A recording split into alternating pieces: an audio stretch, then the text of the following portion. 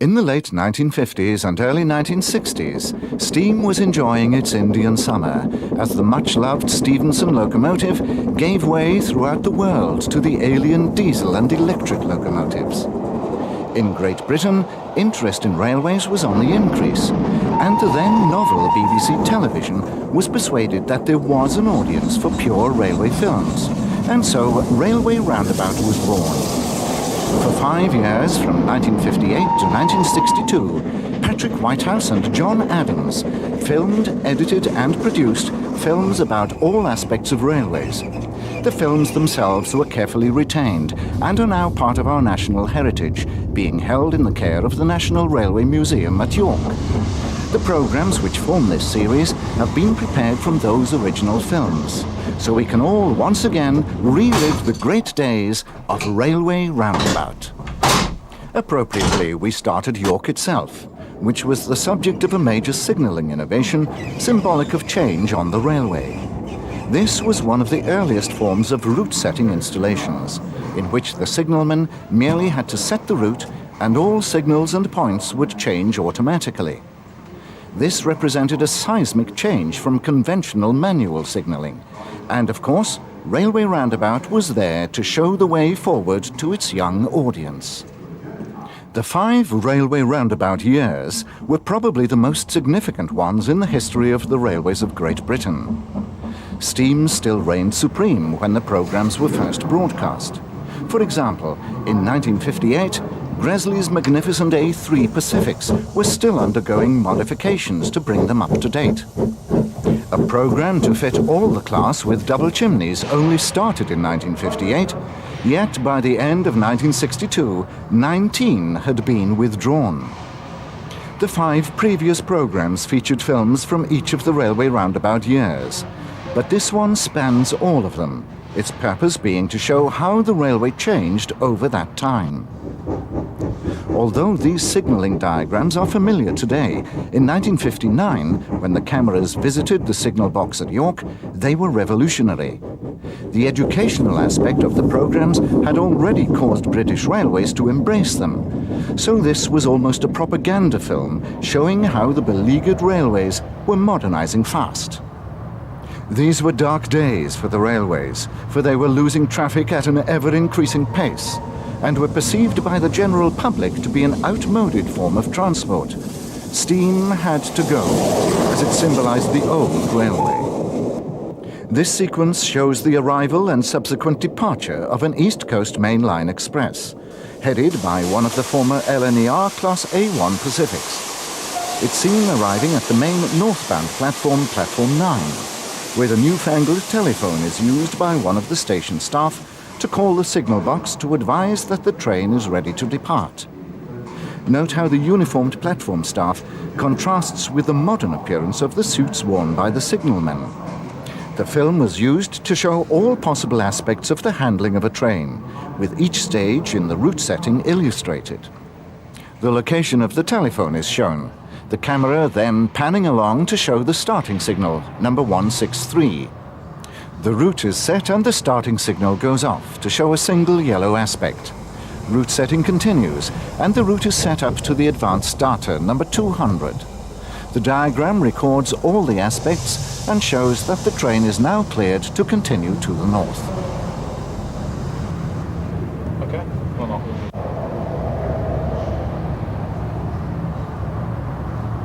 The engine is 60145 St. Mungo, which was 10 years old when filmed. It would see less than 7 more years of service, the final survivor of its class, one of only 2 to see in 1966. The diagram records the progress of the train as it passes signal 168 and then 200.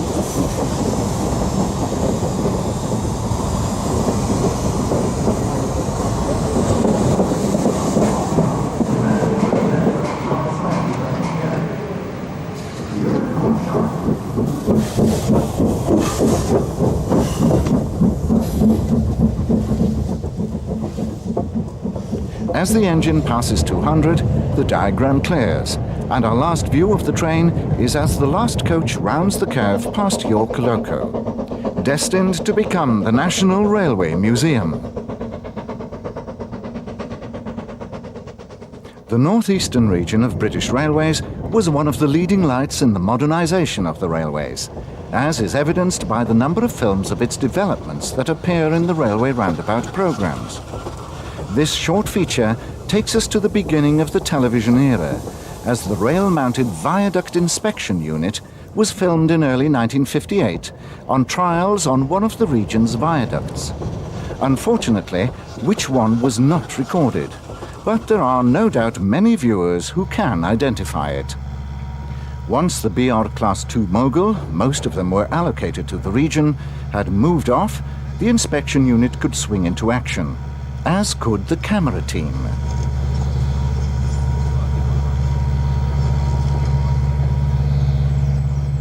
The inspection part of the unit could be described as an Australian version of the well-known cherry pickers. It went down under. Little seems to have been recorded of its activities, so this film is probably a unique archive of a pioneering development which was designed to make the lot of the railwayman easier whilst making the railway more efficient.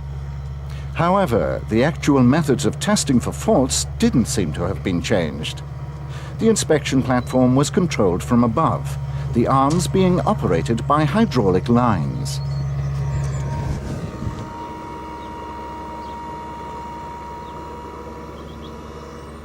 The camera was taken down on the platform for a bird's eye view. They were the normal residents down here.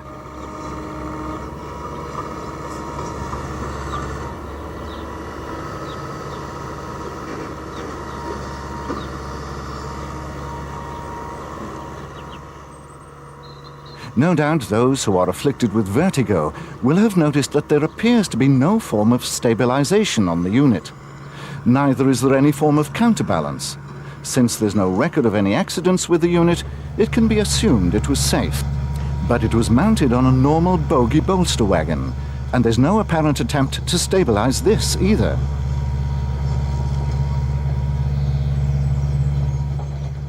You had to be brave to set foot on this contraption, or have faith in the northeastern region engineers. The Viaduct Inspection Unit was completed in late 1957, and the only reference to it in the Railway magazine records its use on the London Midland region in early 1958. It was used to inspect the approach viaducts to the bridge over the River Mersey at Runcorn during preparations for the electrification of the West Coast Main Line. Right in the middle of the Railway Roundabout era, on the 4th of July 1960, the famous blue Pullman units were introduced into traffic on the London Midland region. These units were designated Midland Pullmans and were for first-class passengers only. The initial service was from Manchester to London, with a midday run out to Leicester and back, returning to Manchester in the evening. These trains were effectively the last flowering of the old Midland Railway influence on the LMR, as primary investment was being directed to the electrification of the West Coast Main Line. Naturally, Railway Roundabout was invited along to the press demonstration of these new units, which boasted many innovations for their time. The first unit is seen at Leicester. In many ways, they were well ahead of their time, and would not look out of place amongst more recent stock. They were the first dedicated multiple-unit express trains, with power cars at each end, and their livery was the first application of a scheme which would one day envelop the entire British railway system. The Midland received 2 units, each of 6 cars.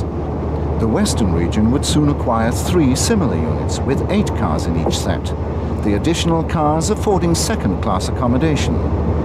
These units would work trains to Bristol and Wolverhampton, the latter route achieving its greatest importance during the period when the West Coast Main Line was being modernised.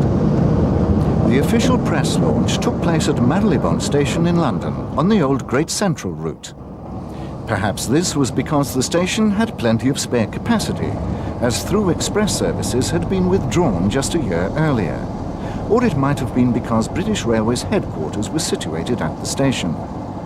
the Midland train could accommodate a total of 132 first-class passengers, served by a veritable army of liveried attendants.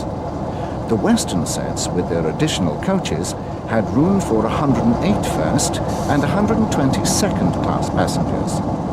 The power cars incorporated a small saloon for 12 first or 16 second-class passengers, the other cars being 2 kitchen cars with seats for 18 passengers each, and 2 or 4 parlour cars with 36 seats each in first or 48 in second class.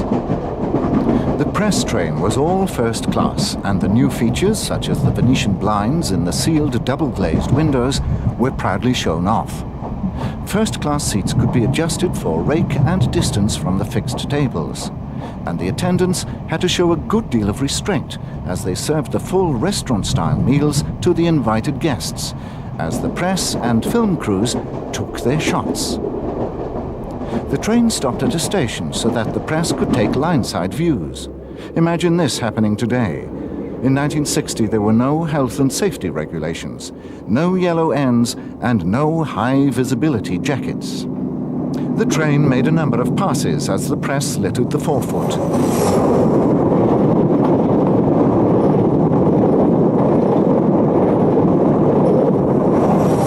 One unusual feature that is not generally known about these units is that the outer bogies of the kitchen cars boasted traction motors, effectively forecasting the arrangement used in the Eurostars of the 1990s. Sadly, despite their futuristic features, these units had very short lives, being withdrawn in the 1970s when BR was eliminating non-standard stock. Their Achilles heel was their poor riding characteristics, which were at odds with their otherwise luxurious ambience. At the other end of the dieselisation policy of the early British Railways era was the introduction of lightweight diesel multiple units. They had been brought into use since the mid-1950s on many routes, and were hated by enthusiasts as they had replaced many old faithful steam classes. However, they had one redeeming feature: the ability to see the railway as the driver sees it. For the price of a normal ticket, the enthusiast could sit just behind the driver and see the road ahead. For this film, made in 1960, the Railway Roundabout cameras showed just what could be seen, after a little propaganda to publicize the latest automatic ticket issuing machines. It's strange that it took 2 staff members to issue a ticket. This journey is recorded as being a journey from Cardiff to Birmingham by DMU. But this doesn't look like a departure from the Welsh capital. The camera crew actually rode in the cab rather than in the saloon for normal passengers, and recorded the layout of the controls which would serve the railways into the last decade of the century. A Jubilee passes on a fine set of LMS stock, controlled by suspiciously LMS-like signalling. But our next scene fits the scenario rather better, as traditional Great Western lower quadrant signals hove into view. Now we know where we are, passing the old Severn Bridge and then passing through Grange Court Station on the Western Region's main line along the western banks of the River Severn.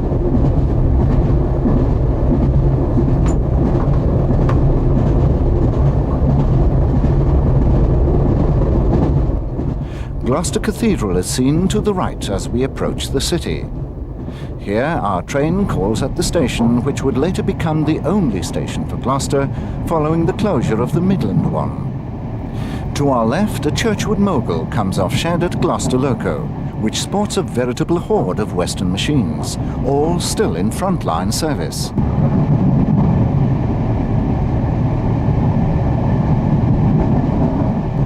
The next shot is probably out of order, as there were 4 tracks between Gloucester and Cheltenham.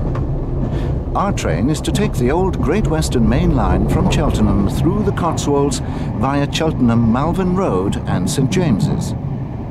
This is the present-day Gloucester and Warwickshire Railway, this being Winchcombe Station on that railway. If the modern GWR has its way, this will once again be a sight to see. Arrival at Stratford-upon-Avon from the south. The station has changed little since 1960 and still sees steam on a relatively frequent basis.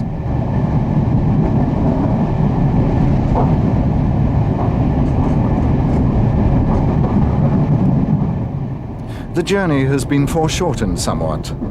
We're now entering the heart of Birmingham with the old Moore Street station to our left. Our trip ends just before we enter the tunnel to Snow Hill.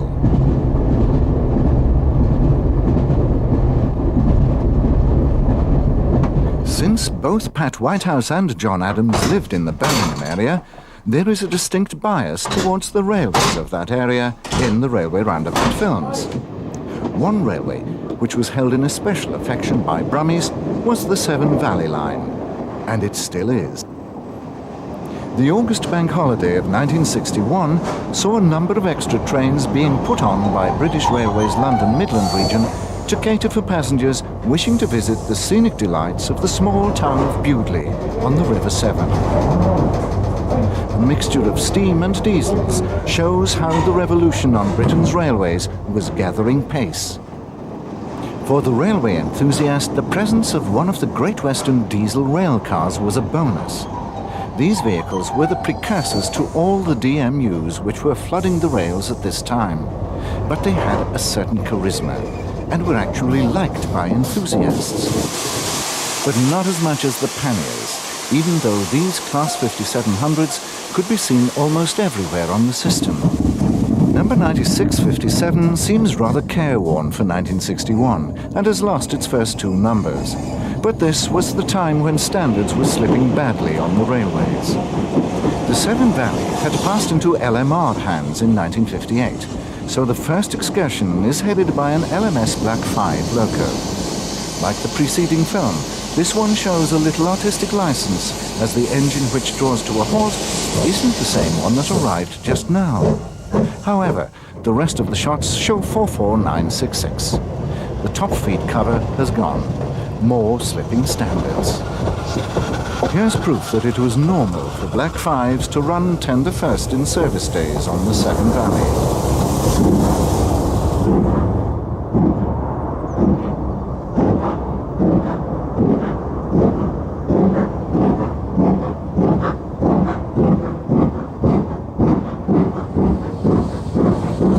Proper motive power for the Severn Valley arrives in the form of a GWR mogul. These engines were quite at home on any tunnel working on the Western system, and this was a regular service rather than a bank holiday special. At this time, it was just another railway station on a declining branch line, which would become busy only at holiday time. Thanks to the preservation of the Severn Valley Railway, many of these scenes are very familiar to present-day visitors to Bewdley, from the steps and approach road to the station and the attractions of the riverside. Perhaps all that's really changed are the fashions and the cars, although many of these might turn up today when a vintage vehicle fair is held in conjunction with the railway.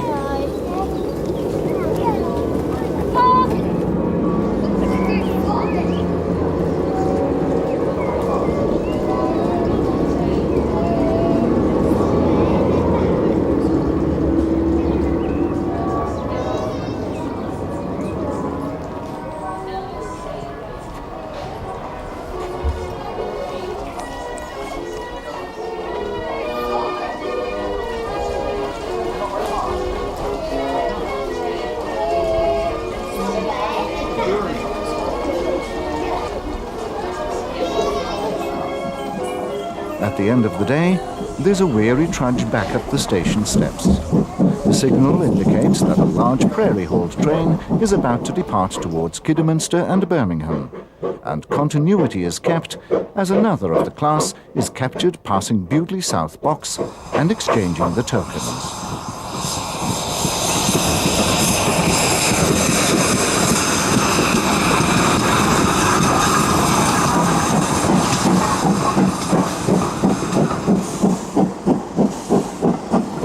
Another Western Road gets ready to back down through the station to pick up stock for a returning excursion. These engines were almost all Swindon products, although 7308 was only assembled there from parts supplied by Robert Stevenson and Company. The regular train returns from the Bridge North direction behind 6353 to find a platform full of returning day trains.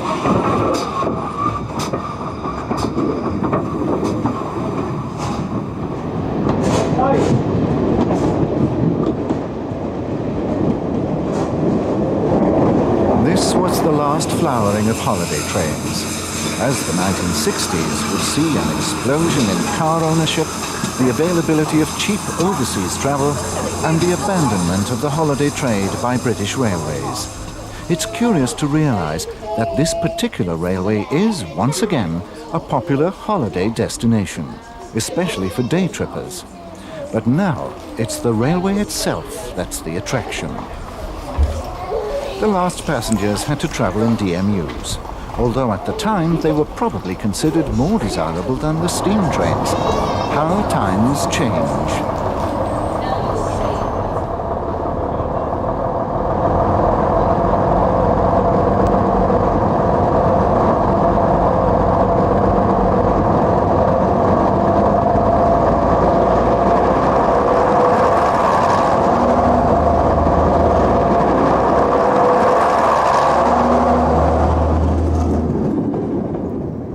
Railway enthusiasts of the 1950s were very aware that much that was quaint about the railway system of Great Britain was soon to change or disappear forever.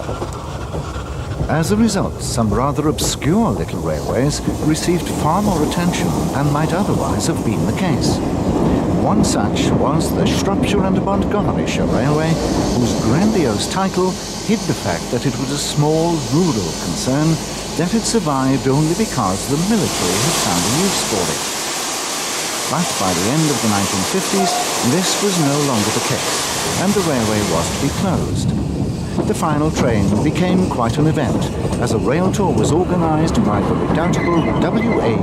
Camwell and the Midlands branch of the Stevenson Locomotive Society. The Railway Roundabout team attended and gave this little rural line far more exposure on its final day than it had received throughout its operating career. The date was the 20th of March 1960. The line had officially closed on Leap Year Day, so the enthusiasts had it to themselves. The locomotive was one of the ubiquitous Hunslet austerities, which the military had found to be ideal for their purposes. The Shropshire and Montgomeryshire had endeared itself to enthusiasts when it was part of the famous Colonel Stevens' empire of light railways. It had been called up for active service in 1941 to serve a huge armaments complex in the area, this being the only time in its impoverished career when it might truly have been described as productive. Although the Railway Roundabout series included many serious items in its content, it was primarily a fun program for young enthusiasts. For this reason, there were some films which were simply a case of watching the trains go by. The remainder of our program is devoted to these fun films, starting with a day spent at Shrewsbury Station on the Welsh Marches border. A castle, number 7025 Sudeley Castle, is seen backing down to the station to take over the Cambrian Coast Express for its run to London Paddington.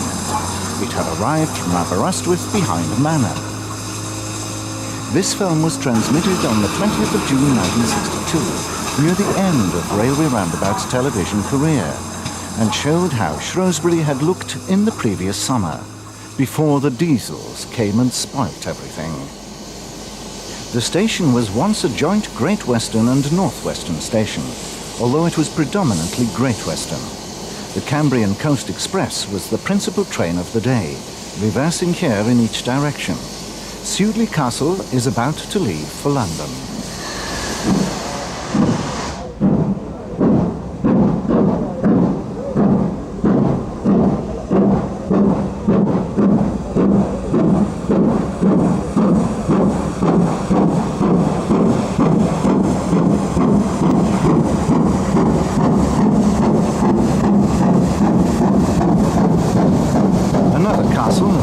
From the Wolverhampton and London direction. This is 5011, Tintagel Castle. Shrewsbury was on the Great Western's main line to Chester and Birkenhead, so it saw all the principal Great Western main line classes. Powis Castle is seen waiting to take over the train for Birkenhead at the north end of the station as a BR Standard Class 5 runs past. By this time, ownership had vested in the nationalised British Railways, which had made the London Midland region responsible for Shrewsbury Station. One of the Midland's Ivat Class 2 moguls is seen with the ex-Great Western Shrewsbury Area Engineers Inspection Saloon entering the station from the south. It's followed by a DMU. The line to the south split into 3 routes a mile or so from the station at Sutton Bridge Junction. These were the joint main line to Craven Arms in South Wales, the Cambrian main line to Aberystwyth and Pwllheli, and the Severn Valley line. The erstwhile Shropshire and Montgomeryshire Railway had also had a terminus to the south of Shrewsbury at Abbey Station near to Sutton Bridge. Further evidence of the LMS influence is seen in the form of a Fowler Class 4 264 tank on local duties on the Wolverhampton line, and a Stanier 8F. One of the elusive Hawksworth counties of the GWR is seen next. County of Hereford is being prepared to go appropriately towards Hereford on the joint Welsh Marches main line.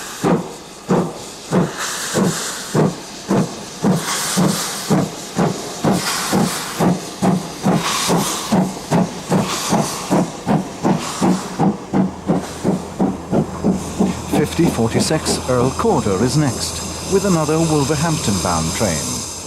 Not all these expresses would go to London, as some formed inter-regional services via Oxford to the south coast. Great Western local services would bring prairies both large and small through Shrewsbury. This is the interestingly numbered 5555, about to proceed towards the Severn Valley line at Sutton Bridge Junction. Here's an old friend, Pannier 9657, previously seen at Bewdley, passes through light engine.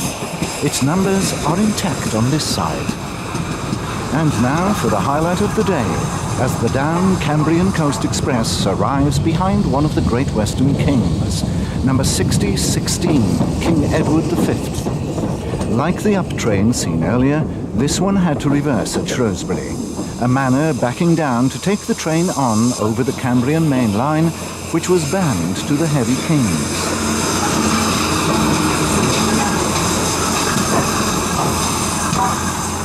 Fritwell Manor gets underway with the westbound train.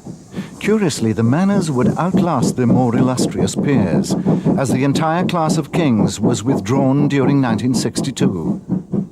5 went during the month that this program was aired, so it became a valediction for a type of engine which stood for Great Western values above all others. 6018 King Henry VI, seen awaiting departure at Shrewsbury, would be the last of them all, the only one to steam in 1963, although officially withdrawn in December 1962.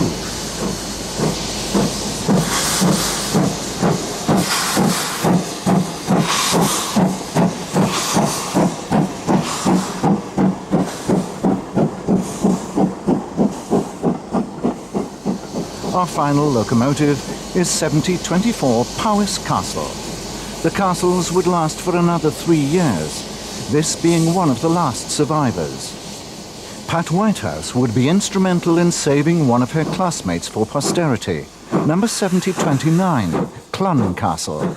So scenes like this can still be seen today.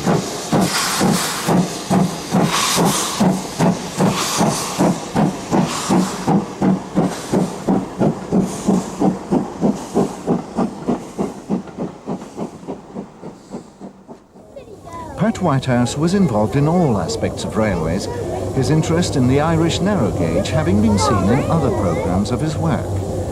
Miniature railways also fascinated him, and one of the most historic of these, the Sutton Miniature Railway, was situated not far from his Midlands home.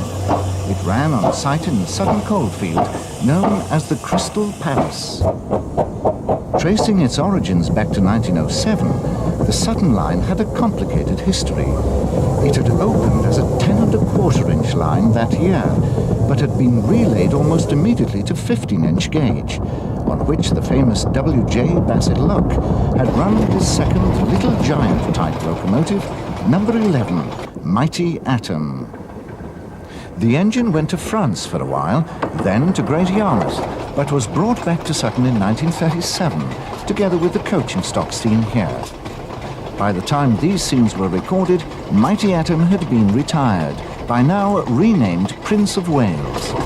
It had latterly run with the two engines seen here, which were based on a later Bassett Lock design, Class 30. Sutton Belle and Sutton Flyer had taken nearly 40 years to be built. These two were numbered 1 and 2 in the Sutton Miniature Railway fleet and ran throughout the 1950s. Sadly, at the end of 1962, the lease on the Crystal Palace site came up for renewal, and the local council refused to extend it. So the Sutton Miniature Railway was no more, its engines going into store at Hunt Brothers Works in Bilston. The second miniature railway we see, also boasting the initials SMR, is the Stapleford Miniature Railway, situated in the grounds of the Gretton family's estates near Melton Mowbray in Leicestershire. The line had only opened in 1958, so it was still new when Pat filmed it in 1960, but it was already undergoing major changes. The Gretton family would later sell the house to a hotel and leisure group, but retain the estate lands and railway, which can still be seen today. The first part of the line to open was from Stable Hill Station to Central Station, and was operated by a pair of Atlantics, numbers 750 and 751, Blanche of Lancaster and John of Gaunt. These were built to a freelance design by Kerwin and Newbury in 1948, and had operated on another miniature line at Bognor, followed by a spell at Mablethorpe. This transfer of locomotives from one miniature line to another seems to have been endemic during the 1950s, as these railways adapted to new conditions after the war. When Pat filmed Central Station in 1960, it had just been rebuilt for the railway's extension to a new station alongside the lake in the grounds. It was thus a news item for Railway Roundabout, and a variation from the usual fare. In 1960, new additions were the full semaphore signalling in the station areas and colour lights to control what was then a new form of level crossing, lifting barrier arms. This crosses an estate road. The locomotives are visually very interesting. Their freelance style has many transatlantic overtones.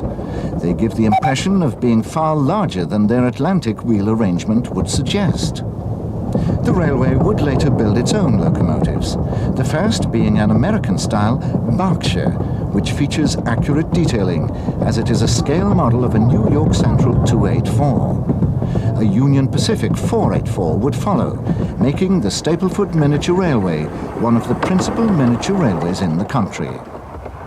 The 1960 extension saw trains extended to the lakeside station via a relatively deep cutting and tunnel.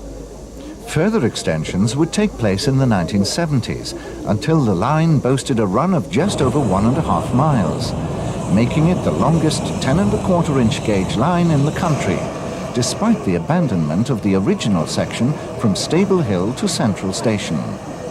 What we see here is the then new terminus at Lakeside, which would later become a through station. The lake itself would be graced by scale models of two Shaw-Saville line ships, Northern Star and Southern Star. Further additions to the locomotive stock would include a scale Stanier Jubilee and a warship diesel.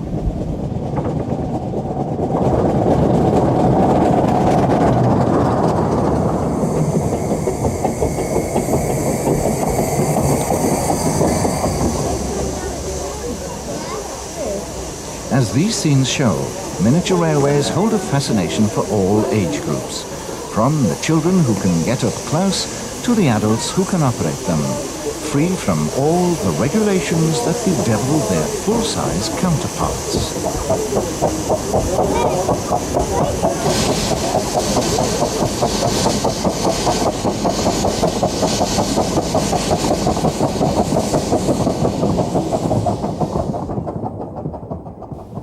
We remain with non-standard gauge railways, now visiting a railway that is unique in the British Isles, not only for its 2 feet 7.5 inches gauge. The Snowdon Mountain Railway is Britain's only railway to employ the well-known apt rack system, which originated in Switzerland and which is featured in its home country in the companion series Railway Roundabout in Europe. As has been observed many times throughout these series, Pat Whitehouse and John Adams had a wide-ranging interest in all forms of railways. So this programme about the unusual line had a very personal touch. When transmitted on the 21st of September 1960, it was shown in black and white. But because of their interest in it, Pat and John shot it on colour film stock. A train is seen leaving the terminus at the bottom of the mountain and crossing a viaduct just outside the station where the gradient starts. All trains consist of a single coach propelled up the mountain by a steam locomotive. These locomotives have a geared cogwheel that engages in the rack fixed between the rails. This gives them the ability to climb gradients that would be impossible on an adhesion-worked railway. On the ascent, a brakesman controls the train from the front of the coach, whilst the engineer controls the locomotive. The two are not coupled together, so if any mishap should befall the locomotive, the coach will be unaffected, it being independently braked. The railway runs up the northwestern slopes of Snowdon, from its terminus in the village of Llanberis. Its total length is 4 5/8 miles, and it has 3 intermediate stations with passing loops. When operating at its peak capacity, 2 trains can be ascending any one section at the same time, the 2 trains then waiting together in a loop to be passed by descending trains. There is no joining of trains, all remaining in the 1 coach and 1 locomotive formation. There is no signalling on the line, so safety depends on the brakesman seeing the train ahead. This is not a problem, as speeds are restricted to 5 miles per hour. The railway has 7 steam locomotives, which still work today, although they have been supplemented by diesels in recent years. When this film was made, the line was 100% steam. 8 locomotives were built for the railway, but only a maximum of 7 ever worked on it. The railway opened on Easter Monday, the 6th of April, 1896, and closed again the same day, following an accident in which engine number 1, Ladas, was destroyed. This incident proved the inherent safety of the policy of running the coaches uncoupled, as the coach remained upright and was quickly braked, although 1 passenger died when he jumped from the train. Thereafter, doors were locked from the outside, as we've seen here. Locomotive number 6, Padarn, was built in 1922, the first of a batch of 3. Until then, the railway had employed just 4 engines from its reopening in April 1897. With their boilers set at an angle to offset the ruling gradients on the line, they are very distinctive. All were built by the Swiss Locomotive and Machine Works at Winterthur. Padarn is seen setting off after a stop at the final intermediate station of Clogwyn, the others being Halfway and Hebron. The steepest part of the climb is on a gradient of 1 in 5.5, and the railway climbs a total of 3,140 feet to the 3,493-foot Snowdon summit. On a clear day like that on which Railway Roundabout visited, the walkers and passengers on the train could enjoy some of the most fantastic views in the British Isles. Amongst others, these include the view across the sea to the Wicklow Mountains in Ireland and Snaefell Mountain on the Isle of Man.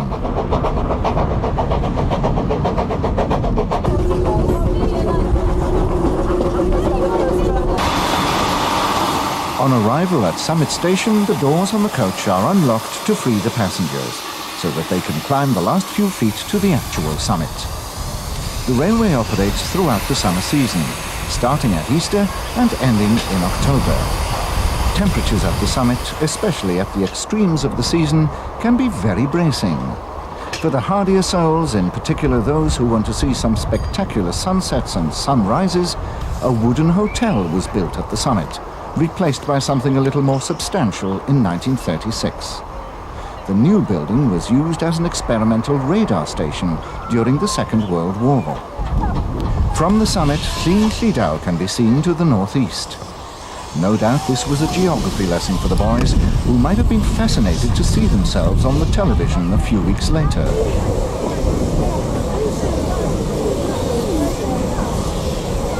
The continental origins of the locomotives are very obvious, as the engineer operates the lever to move the chimney cover away before the train begins its descent of the mountain.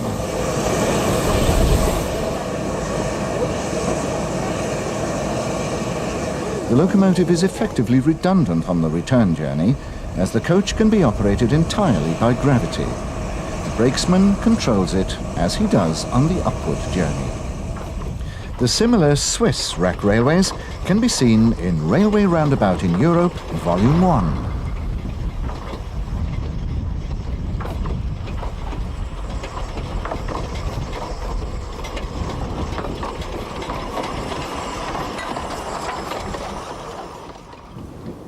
The final film in this program also illustrates steam locomotives working hard up mountain gradients, but this time in England, on the famous route through the Cumbrian mountains known simply as Shap. Shap is a near-legendary part of the old London and North Western Railway's West Coast main line to Scotland. It was to be the last part of the British Railways network to see steam operation, as it was a main artery for freight traffic, and the railway roundabout cameras were taken there after 1962, just as the dreaded diesels were making an impact on passenger workings. Sadly, this film was never broadcast, as the series finished before the programme was completed. But it has been kept as part of the archive at the National Railway Museum at York, and is now available for us all to enjoy. An LMS IVAT Class 4 mogul is seen working hard at the rear of a northbound freight, headed by one of the ubiquitous Black 5s at Greenholme, before another Black 5 drifts downhill into T-Bay Station. Most northbound trains required the assistance of bankers, whilst downhill trains didn't. This led to unbalanced workings of bankers, so they were often coupled together to return south and save paths, seen here as the IVAT Class 4 returns with a Fairbairn tank.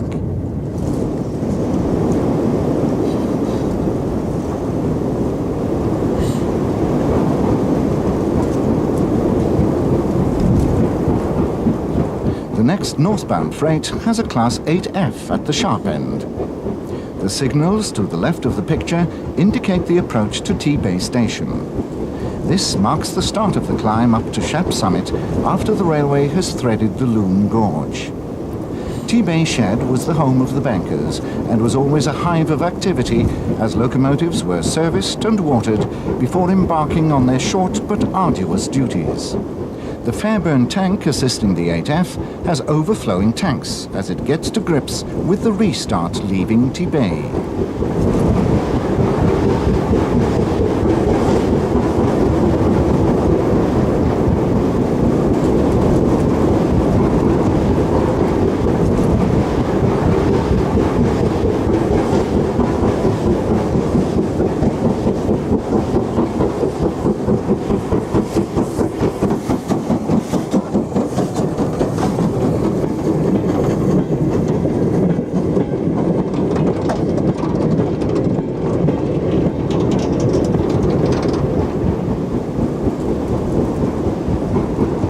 Downhill parcels train has a BR Standard Class 7 or Britannia at the head, still in 1963 bearing its nameplates, although like the freight engines, it's in a filthy condition. Somewhat unusually, the next train has an 8F working tender first up the climb near Greenholme. Normally, this is an unpleasant situation for the crew, but rather better on a hot summer's day when the cooling breeze helped keep the fumes from a hard-working engine out of the cab. Once again, a Fairbairn Class 4 tank is the banker.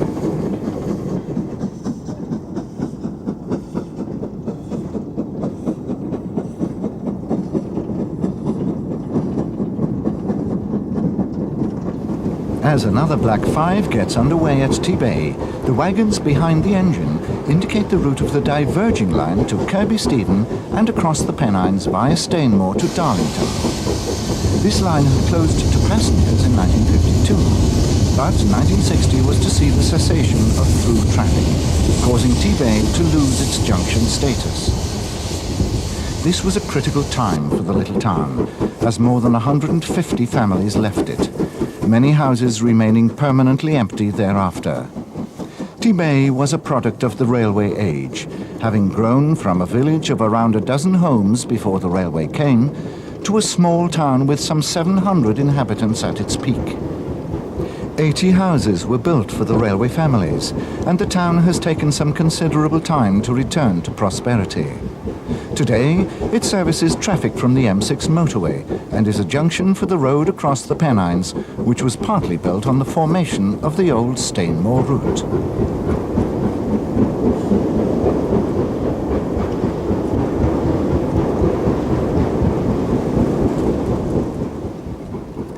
The heart of the climb to Shap is a gradient of 1 in 75 for 4 miles from T-Bay to the summit. The train scene here is about 1.5 miles from T-Bay at Greenholme.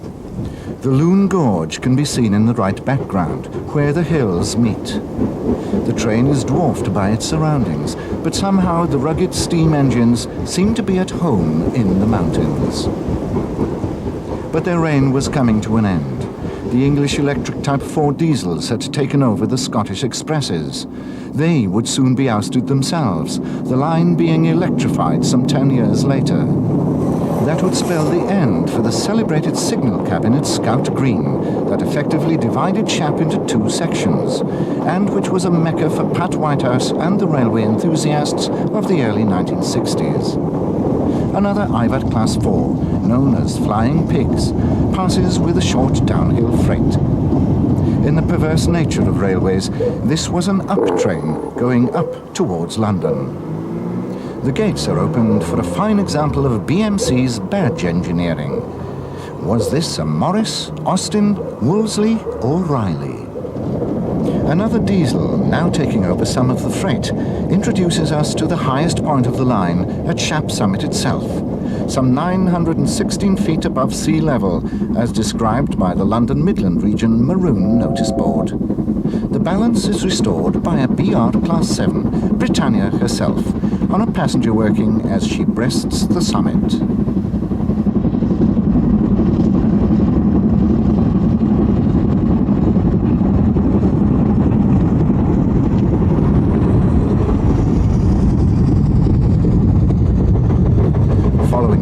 Is one of the most celebrated of all the last types of BR steam engines, a Class 9F freight locomotive on another freight.